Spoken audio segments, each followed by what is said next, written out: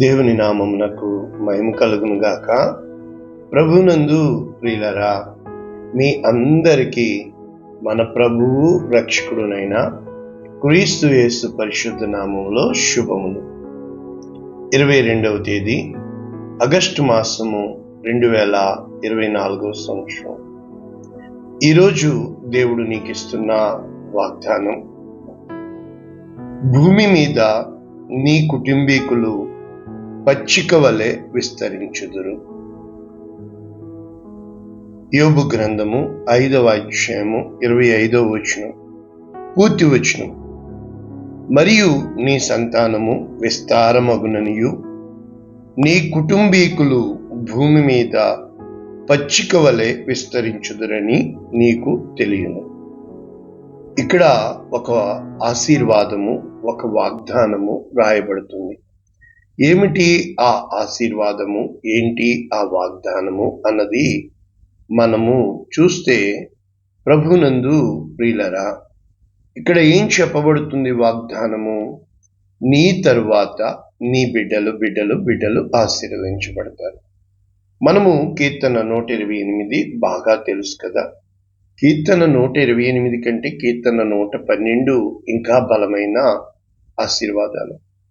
నీ భోజనపు బల్ల చుట్టూ నీ పిల్లలు ఒలీవ మొక్కల వలె ఉందురు. నిశ్చయముగా నీ దేవుడు నీ చేతుల కష్టార్జితమును దీవించును. నీ భార్య ఫలించు ద్రాక్షవల్లి వలె ఉండును. మనకు అర్థమవుతుంది కదా వాక్యాలు. అంటే నిజమైన ఆశీర్వాదము ఏమిటి అని అంటే, దేవుడు ఒక వ్యక్తికి ఇచ్చిన జీవితాన్ని తను తన కోసం మాత్రమే ప్రయోజనకరంగా కాకుండా తన తర్వాత తన బిడ్డలకి ఆస్తికర్తలుగా చేయువాడు, లేకపోతే ఆ కుటుంబానికి మంచి పేరు తెచ్చేవాడు. ఇది ఈరోజు మనం నేర్చుకుంటున్న సబ్జెక్ట్. ఇంగ్లీష్లో ఏ విధంగా ఉంది అంటే, Job chapter 5 verses 25, new living translation. You will have many children. నీకు అనేక సంతానము కలుగును. Your descendants will be as plentiful as grass. అంటే ఏ విధముగా గడ్డి ఆ విధముగా వ్యాపిస్తుందో పోలిక అన్నమాట. రైట్? మనము ముందు దేవుని కోసం నేర్చుకున్నాక, కొన్ని వచనాలు చదివాక, అప్పుడు మనకి ఎలా అన్వయించుకోవచ్చో చూద్దాం. మొట్టమొదట కీర్తనలు 72:16 మనము చూస్తే, దేశములో పర్వత శిఖరముల మీద సస్య సమృద్ధి కలుగును. దాని పంట ఓకేనా, లెబానోను వృక్షము వలె తాండవమాడుచుండును. నేల మీది పచ్చిక వలె పట్టణస్థులు తేజరిల్లుదు. ఇక్కడ కూడా ఆ నేల మీద పచ్చికని రాస్తున్నట్లు మనము చూడగలుగుతాం. న్యాయాధిపతుల్లో కూడా ఆ శత్రువులు ఆ యొక్క వచ్చిన సైన్యము అంటే గిద్యోను మీదకి నేల మీది పచ్చికల వలె, మిడతల దండు వలె అని పోల్చబడుతుంది మనుషుల్ని. రైట్? ఇప్పుడు యెషయా గ్రంథము 44:3 ఆశీర్వాదం నేర్చుకుంటున్నాం కదా బిడ్డల మీద. నేను దప్పిగల వాని మీద నీళ్లను, ఎండిన భూమి మీద ప్రవాహ జలములను కుమ్మరించెదను. నీ సంతతి మీద నా ఆత్మను కుమ్మరించెదను. నీకు పుట్టిన వారిని నేను ఆశీర్వదించెదను. చూసారా? కనుక ఇన్ని వచనాలు దేవుడు బిడ్డలకి ఇస్తున్న వాగ్దానాలు. అయితే యెషయా గ్రంథము 48వ అధ్యాయము 17వ వచనం నుంచి ఈ విధముగా ఉంటుంది. నీ విమోచకుడు, ఇశ్రాయేలు పరిశుద్ధ దేవుడునైన యెహోవా ఇలాగు సెలవిచ్చున్నాడు, నీకు ప్రయోజనము కలుగునట్లు నీ దేవుడనైన యెహోవానగు నేనే నీకు ఉపదేశము చేదును. నీవు నడవవలసిన త్రోవను నిన్ను నడిపించు. నీవు నా ఆజ్ఞలను ఆలకింపవలనని నేనెంతో కోరుచున్నాను. నీవు ఆలకించిన ఎడల నీ క్షేమము నది వలె, నీ నీతి సముద్ర తరంగముల వలె ఉండును. నీ సంతానము ఇసుక వలె విస్తారమగును. ఇక్కడ ఇసుకతో పోలుస్తున్నాడు. నీ గర్భఫలము దాని రేణువుల వలె విస్తరించును. అభివృద్ధి చెప్తున్నాడు. వారి నామము నా సన్నిధి నుండి కొట్టివేయబడదు, మరువబడదు. కనుక అంటే దేవుని యందు భయభక్తులు కలిగిన సంతానం. ఇది మన టాపిక్. అయితే ఈరోజు మనము ఎలా నేర్చుకోవచ్చు? ఇప్పుడు నేను చూసిన న్యూస్లో ఏముందో తెలుసా? అత్త తన భర్తకి విడాకులు ఇచ్చి కోడల్ని పెళ్లి చేసుకుంది. బీహార్లో జరిగింది. బీహార్లో ఇటువంటివి పట్టాలే లేపుకెళ్ళిపోతారట. ఎలా ఉంది అంటే స్త్రీని పెళ్లి చేసుకుంటుంది, పురుషుడిని పెళ్లి చేసుకుంటుంది. ఇప్పుడు జెండర్ చేంజ్ వచ్చింది. వాళ్ళు లింగ మార్పిడి కూడా చేసి పిల్లల్ని కంటున్నారు. ఇది సైన్స్ అభివృద్ధి చెందిందనాలో, అన్యాయం అయిపోతున్నామనాలో తెలియటం లేదు. ఇద్దరు స్త్రీలు పెళ్లి చేసుకుని కాపురం చేసి పిల్లల్ని కంటున్నారు. ఇద్దరు పురుషులు పెళ్లి చేసుకుని కాపురం చేసి పిల్లల్ని కంటున్నారు. రష్యాలో ఆర్మీ సరిపోక ఆడపిల్లల్ని మగవారిగా మార్చేస్తున్నారు. ఎన్నో మనము ఈ యూట్యూబ్లో చూడగలుగుతున్నాం, రైట్? అయితే మనము దేవుని యందు భయభక్తులు కలిగిన వాడు ఇలాగు ఆశీర్వదించుకున్నాం. ఈ మాటలు యోబు యొక్క ఎలిఫైడ్ అయిన ఎవరు చెప్తున్నారు ఈ మాటలు అనేది మనం ఒకసారి చూస్తే 4వ అధ్యాయంలో ప్రారంభమవుతుంది. ఎవరు చెప్తున్నారు? తేమానీయుడైన ఎలీఫజు. అయితే చెప్తున్న సందర్భము ఏమిటి అని అంటే చాలా అద్భుతమైన మాటలు ఈ యొక్క భాగాల్లో ఉంటాయి. ఉదాహరణకి మనము ఒకసారి వాక్యపు లోతుల్లోనికి వెళ్తే యోబు గ్రంథము 5వ అధ్యాయం 17వ వచనం నుంచి ఇలా ఉంది. దేవుడు గద్దించు మనుష్యుడు ధన్యుడు, సర్వశక్తుడగు దేవుని శిక్షను తృణీకరించుకుము అని చెబుతూ గాయము చేయును, గాయము కట్టును, ఆయనే స్వస్థపరచును అని చెబుతూ చాలా మంచి మాటలు ఇక్కడ ఉంటాయి. ఎలాగా? నోటి మాటల వలన కలుగు నొప్పి నీకు తగలకుండా అని చెబుతూ చాలా మంచి మాటలు. ఎంత మంచి మాటలు అంటే, నీ డేరా క్షేమము, నీవు లెక్క చూడగా ఏది పోదు.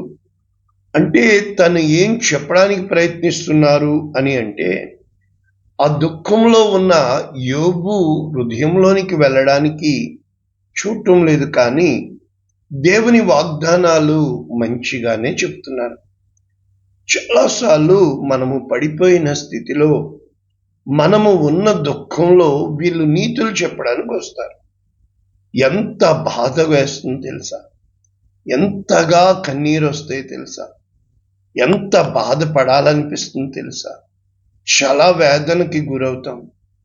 ఎటు వెళ్ళాలో దిక్కుతోచని స్థితిలో మనం ఉన్నప్పుడు, ఇక్కడ యోబు స్థితి చూచినప్పుడు తన బిడ్డల్ని పోగొట్టుకున్నాడు. నేను వాక్యంలో చెప్పాను, ఏం జరుగుతుందో తెలీదు. యోబు వయసు అయిపోయింది, అన్నీ అయిపోయినాయి, అన్నీ చక్కగా పెట్టుకున్నాడు, నీతిమంతుడు. కానీ తనదంతా పోయిందే, ఏమీ మిగల్లా. ఇంకా ఎలా వెళ్ళాలో, ఎలా బ్రతకాలో దిక్కుతోచని స్థితిలో తన భార్య కూడా యోబు గ్రంథం చూసినప్పుడు ఆదరించండి అన్నప్పుడు వీళ్ళు నీతులు చెప్తున్నారు. కరెక్టే, ఇది వాగ్దానమే.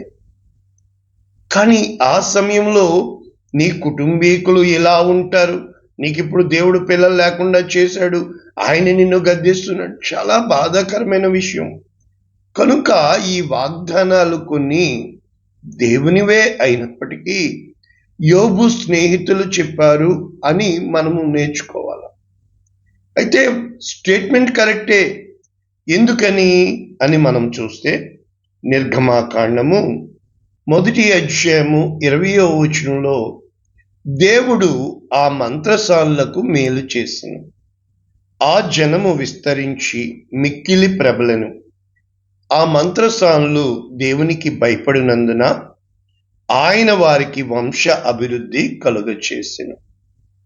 అంటే అప్పుడు ఇశ్రాయేలీయులు ఎక్కువ మంది అయిపోయారని, పుట్టిన మగబిడ్డల్ని చంపేయండి అని చెప్పినప్పుడు, నదిలో పడేయండి అన్నప్పుడు, వారు పుట్టిన మరుక్షణం చంపేయండి అని మంత్రసాని అని తెలుగులో రాశారు, ఇంగ్లీష్లో నర్స్.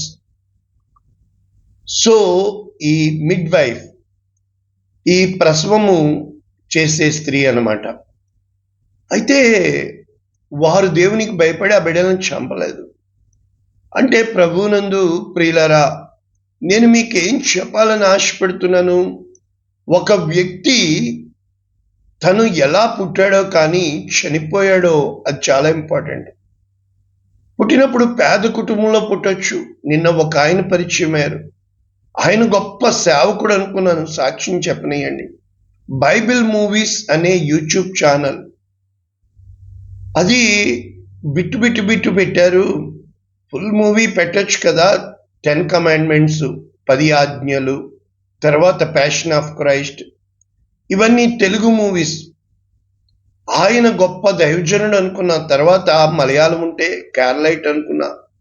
తీరా చూస్తే ఆయన పేరు అక్షయ్. అయ్యా ఎందుకు ఫుల్ పెట్టలేదు, పోనీ మమ్మల్ని పెట్టమంటారా, రైట్స్ ఎలా తీసుకోవాలంటే అది పెట్టనివ్వరండి. చాలా ఆయన ఒక యంగ్స్టర్, ఉద్యోగం కోసం ప్రయత్నం చేస్తున్నారు అక్షయ్, విశాఖపట్నం నుంచి.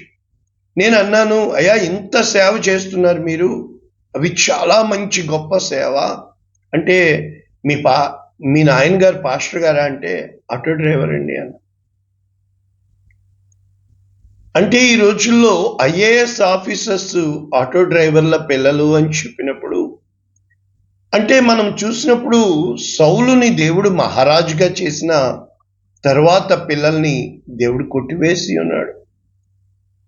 ఏలీ తర్వాత పిల్లల్ని కొట్టివేసి ఉన్నాడు. సమూయేలు అంత గొప్పవాడి తర్వాత పిల్లల్ని కొట్టివేసి ఉన్నాడు. మోషే గొప్ప సేవ చేసిన ఆ సేవ పరిచర్య, అంటే అది జడ్జిమెంట్గా నేను చెప్పట్లేదు, కానీ మోషే పిల్లలకి ఇవ్వలేదు, యెహోషువాకి ఇచ్చాడు. సక్సెసర్ అంటే మన తరువాత మన బిడ్డలు. దావీదుకి మాత్రం దేవుడు చేసిన వాగ్దానం ఏంటో తెలుసా? నీవు నా టెంపుల్ మందిరము కడతానన్నావు కనుక నీ పిల్లల్ని నేను తోసివేయను అంటాడు. అంటే మనము సంపాదించింది అన్యాక్రాంతమైపోకుండా, బిడ్డలు దాన్ని దుబారా చేయకుండా, ఎంతోమంది కష్టపడి మంచి పేరు సంపాదిస్తే బిడ్డలు నాశనం చేశారు. ఈ రోజున మన జీవితంలో ప్రభువునందు ప్రియులరా, మన బిడ్డలు దీవించబడాలి అంటే, ఇప్పుడు నేనున్నాను, మా నాయన పాస్టర్ కాదు, కానీ నా బిడ్డల్ని పాస్టర్ గారి పిల్లలు అంటారు. నా దగ్గరికి వస్తారు వీళ్ళు, నేను ఇంట్లో ఉంటాను, కానీ వాళ్ళు ఏం చెప్తారో తెలుసా? ఫోన్లో చర్చిలో ఉన్నామంటారు, పాస్టర్ గారి దగ్గర ఉన్నామంటారు, నేను ఎక్కడికైనా వెళ్తే చర్చిలో ఉన్నామంటారు వాళ్ళు. అంటే ఒక దైవజనుడు ఎక్కడికి వెళ్ళినా కూడా అది దేవుని మందిరానికి గుర్తింపు వస్తుంది. మన ప్రతి మాట, అంటే నేను నా బిడ్డల విషయంలో ఎక్కడికైనా పంపాలంటే వాళ్ళ బుద్ధులు వచ్చేస్తాయి అని బాధపడతాను. ప్రభా నా బుద్ధి ఇవ్వండి నాయన. నేను నిజంగా చెప్తాను, నా బుద్ధి తండ్రిలాగా ఉండండిరా, ఒరే పెట్టేయండిరా. నిజంగా చాలాసార్లు వాగ్దానాలు అయినప్పటికీ, మన జీవితాన్ని ఎంత బాగా కట్టుకున్నప్పటికీ, ఈ విధి ఆడే వింత నాటకంలో, ఈ యొక్క సునామీల్లో కొట్టుకుపోతూ ఉంటాం కదా. అంటే యోబుకి ఇతను తెలిసి చెప్పాడో తెలియక చెప్పాడో తెలీదు, ఇతను పలికిన మాటని దేవుడు అద్దే ఎండిపోయిన ఆ ఎముకలలోంచి దేవుడు యోబుని చిగురింపచేసి, ఆ భార్యకై కన్నాడో ఏ భార్యను చేసుకున్నాడో మనకు తెలీదు, రాయబడలేదు, వాదించొద్దు, అక్కడ ఇవ్వబడలా. కాబట్టి దేవుడు తిరిగి 2 అంతల ఆశీర్వాదాలు ఇచ్చాడు. అబ్రహాం జీవితానికి వస్తే, అబ్రహాం దగ్గరికి ఆదికాండము 12వ అధ్యాయంలో నీవు లేచిరా అంటాడు. 75 సంవత్సరాలు 65 సంవత్సరాలు షారాకి, వాళ్ళకి పిల్లలు లేరు, లోతును పెంచుకుంటున్నాడు. బయలుదేరి వస్తాడు, ఏమంటున్నాడు? నిన్ను గొప్ప జనముగా చేసి, పిల్లలు లేనోడికి నిన్ను ఆశీర్వదించి నీ నామము గొప్ప చేసి నీవు ఆశీర్వాదముగా ఉండు. నిన్ను 7-fold బ్లెస్సింగ్స్ అక్కడ ఉంటున్నాయి. భూమి యొక్క సమస్త వంశములు నీ యందు ఆశీర్వదించబడు. అబ్రాహాం నమ్మాడు, వెళ్ళాడు. అయితే ఆదికాండము 13వ అధ్యాయంలో లోతు ఆస్తిమంతుడవుతాడు. అబ్రాహాము ఆస్తిపరుడై, ఇంతకుముందు చెప్పాను ఈ వాక్యం, డబ్బు ఎదిగిన కొద్దీ గొడవలు వస్తాయి, విడిపోయారు, వెళ్ళిపోయారు, ఎవరికి వాళ్ళు వెళ్ళిపోయారు. గుండె పగిలి ఏడుస్తుంటే దేవుడు వచ్చి, చుట్టూ చూడు, ఎందుకు ఏడుస్తున్నావు, ఇదంతా నీ బిడ్డలకి ఇస్తున్నాను. పైపెచ్చి ఏమంటాడు? నీవు ఉన్న చోటు ఉత్తరపు తట్టు, దక్షిణపు తట్టు, తూర్పు తట్టు, పడమర తట్టు. ఆదికాండం 13:15. నీవు చూచుచున్న ఈ దేశం అంతటిని నీ సంతానమునకు సదాకాలము ఇచ్చెదను. నీ సంతానము భూమి మీద నుండి రేణువుల వలె విస్తరింప చేసేదను. ఒకడు లెక్కింపగలిగిన ఎడలా. తల వెంట్రుకల ఆశీర్వాదం అంటాడు. బిడ్డలే లేరు. ఆఖరికి సారా నాకు బిడ్డలు కనకుండా చేశాడు, స్త్రీ ధర్మము ఆగిపోయింది కనుక ఆగర్నిస్తుంది. ఈరోజు అరబ్ వాళ్ళు ఇల్లే కదా. ఆదికాండము అన్నట్లు ఇక్కడ చెప్పనియండి, ఈ ఇరాకు, ఇరాను వీళ్ళు అరబ్స్ కాదే, వీళ్ళు పర్షియలు, వీళ్ళు ఇది అరబ్బీ వాళ్ళు అంటే ఇష్మాయేలు సంతానము. వీళ్ళు వేరే, వీళ్ళు అరబ్స్ అంటే ఇక్కడ మనకున్నాయి కదా, కువైట్, ఇవన్నీ. అంటే ఏంటండి అని దీని మీద అడగండి, అక్కడ నేను పూర్తిగా చదివాక నేను చెప్తున్నాను వాక్యం. ఇక్కడ ఏముంది? ఆదికాండము 15వ అధ్యాయము 5వ వచనం. ఆ స్థితిలో అబ్రాము కృంగిపోయి, ఇంకా ఎలియాజరేనా అని తను ఒకలాంటి డీప్ డిప్రెషన్లోకి వెళ్ళిపోయి గుండె పగిలి ఏడుస్తూ పడుకుంటే, దేవుని వాక్యం దర్శనం అంది. ఇంతకుముందు దర్శనం అనే టైటిల్ మీద చెప్పని వాక్యం ఏమంటున్నాడు తెలుసా? ఆకాశము వైపు తేరు చూచి నక్షత్రములను లెక్కించుటకు నీ చేతనైన ఎడలా లెక్కించుము, నీ సంతానము ఎలాగు ఉండును. అబ్రాము దేవుని నమ్మెను, అది అతనికి నీతిగా ఎంచబడెను అని వాక్యం ఉంది. అంటే ఒక దావీదుని దేవుడు పిలిచి సంతానాన్ని స్థిరపరిచి, ఇంతకీ ఆ సంతానం ఎవరు? దావీదు కుమారుడైన యేసుక్రీస్తు, అబ్రహాము కుమారుడైన యేసుక్రీస్తు. ఈ రోజున దేవుని సంతానముగా, దేవుని బిడలుగా మనము, అంటే పరిశుద్ధ గ్రంథంలో ఆ యొక్క బంగారమును సైతం కసువు వలె, అంటే ఒక చెత్త వలె వేసినట్లుగా వీధుల్లో ఉంది. అంటే దేవుని ఆశీర్వాదాలు, దేవుని యొక్క కృప పొందుకోగలిగితే. కానీ ఆ వెళుతున్న మార్గం ఉంది చూశారు, ఆ యోబు జీవితంలో ఉంది. అంతా పోయిన వాణ్ణి తిరిగి ఇచ్చి నిలబెట్టాడు దేవుడు. అద్భుతం కదా. ఏమీ లేవు, ఆస్తులు అంతస్తులు ఉన్నాయి, కానీ ఎండిపోయిన ఎముకల్లోంచి అబ్రహాము కథ ఇంకోలా ఉంటుంది.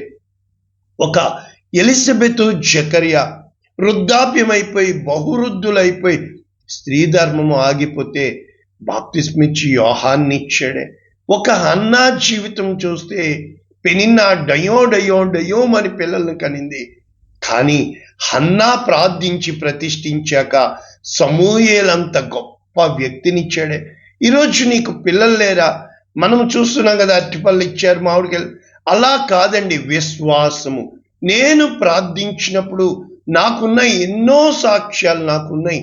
వాళ్ళు చెప్తారు, అయ్యా మీరు ప్రార్థించాక మాకు పిల్లలు పుట్టారు అంటే అక్కడ నా ప్రార్థన అని కాదు, దేవుడు ఏ దైవజనుడన్నా వాడుకుంటాడు. అంతెందుకు, ఇస్సాకుకి సైతము 40 సంవత్సరాలకు వివాహమై 20 సంవత్సరాలు బిడ్డలు లేకుండా ఆపినప్పుడు ఇస్సాకు ప్రార్థన చేస్తాడు. ప్రార్థన ప్రతి స్థితిని మారుస్తుంది, ప్రార్థన పరిస్థితుల్ని మారుస్తుంది. కానీ ఆ వెళుతున్న మార్గం ఉంది చూశారు, ఇది నేను మీకు నేర్పిస్తున్న వాక్యము. ఏ రోజునైతే దాటి వెళ్ళాక కాదు, దాటుతున్నప్పుడు కాదు, ఆ మార్గములో మొదలు పెట్టినప్పుడు కాదు, మధ్యలోకి వచ్చాక గుండె పగిలే కన్నీటితోటి, గుండె పగిలే కొండలు బళ్ళు ఓడలవుతాయి, ఓడలు బళ్ళు అవుతాయి. మరి పర్వతాలను సైతము కుదుళ్ళ వరకు తీసేసే దేవుడు. ఆ ప్రతి పరిస్థితులు అనుకూలించలేదు, కాలం కలిసి రాలేదు. ఎంతమంది పక్కవాడు బాగుంటాడు. ఈరోజు ఒక పాస్టర్ గారు, పాలరాజు గారి సాక్ష్యం నేను ఇప్పుడు విని మీకు చెప్తున్నాను. ఏమిటంటే, గుండె నిండా యేసు ఉంటే కన్నీలే ముచ్చాలు, గుండె గుడిలో. ఎంత మంచి పాట ఆయన రాశారంట. కానీ మనము యూట్యూబ్లో మన పాస్టర్లందరూ పాడేసి వీళ్ళకి లైక్లు కొడుతున్నాం. నిజంగా ఎన్నో ఉంటాయి కదా మంచి మంచి పాటలు రాసిన ఆ సాక్ష్యాలు చూస్తూ ఉంటాను, వారిని దీవిస్తూ ఉంటాను, కొంతమందితో పరిచయం చేసుకుంటూ ఉంటాను. దేవుడు ఎవరిని ఎలా ఎందుకు వాడుకుంటాడో మనకు తెలియదు కదా. అంటే ఆలోచించండి, మన జీవితంలో దేవుని కొరకు ఏదన్నా చేద్దామా? అందరూ ఇంజనీర్లా, అందరూ డాక్టర్లా, అందరూ యాక్టర్లా, అందరూ సెలబ్రిటీసా? దేవుడు నిన్ను ఏ చిత్తానికి వినియోగించుకున్నాడో. ఒక యోబుని అన్నీ ఇచ్చి అన్నీ తీసేసి నేల మట్టుకు ఇంకా బతుకుట వ్యర్థము అన్న యోబు కదా. అబ్రాహాముకి ఆస్తులు అంతస్తులు ఇచ్చి ఒంటరిగా వచ్చే అని ఎక్కడికి వెళ్తున్నాడో తెలియక. ప్రభువునందు ప్రియులరా, ఈరోజు దేవుడు నీతో మాట్లాడుతున్నాడు, దేవుడు నీతో మాట్లాడుతున్నాడు, దేవుడు నీతో మాట్లాడుతున్నాడు. దేవుని చిత్తం ఏంటో కదా నీ పట్ల. నీ బిడ్డలు ఎలా దీవించబడాలి కదా. IVFలు వచ్చినాయి కదా బిడ్డల కోసం, ఏవేవో వచ్చినాయి కదా. కానీ నిజంగా దేవుని యందు కన్నీటితో ప్రార్థించి ఎంతమంది నా దగ్గర సాక్ష్యం ఉన్నారు. అయ్యా, కుమారుడి కోసం ఎంతగా నేను ప్రార్థించాను, అయ్యా బిడ్డల కోసం ఎంతగా. నా దగ్గర ఎన్నో సాక్ష్యాలు ఉన్నాయి. కానీ నిజంగా వాళ్ళు లేరు నాతోటి. సాక్ష్యం ఉంది, కానుక కూడా ఇవ్వలేదు, వాళ్ళు అలాగే వెళ్ళిపోయారు, అది వేరే విషయం. ఎన్నో సాక్ష్యాలు నేను ప్రార్థన చేసినప్పుడు మా సంఘం వాళ్ళని అడిగితే చెప్తారు, అయ్యగారు మీరు ప్రార్థన చేస్తే జరిగి తీరుతుంది. కానీ నా హృదయంలోకి వచ్చి చూస్తే కన్నీరు, గుండెల నిండా నా బిడ్డల్ని, ఒరే మీరు గొప్ప వాళ్ళు కాదురా, గొప్ప సేవ చేయాలరా. నిజంగా దేవునికి సాక్షులుగా మన బిడ్డలు. యోసేపు రెండంతలు ఎత్తుకుపోయాడు తెలుసా. అటు ఎఫ్రాయిము అభివృద్ధి, ఇటు మనష్షే. 2 గోత్రాలు అంటే మన బిడ్డలు అంటున్న నీవు నేను. మన బిడ్డల్ని ప్రయోజకులను చేస్తున్నామా? దేవునికి ఇష్టమైన వారిని చేస్తున్నామా?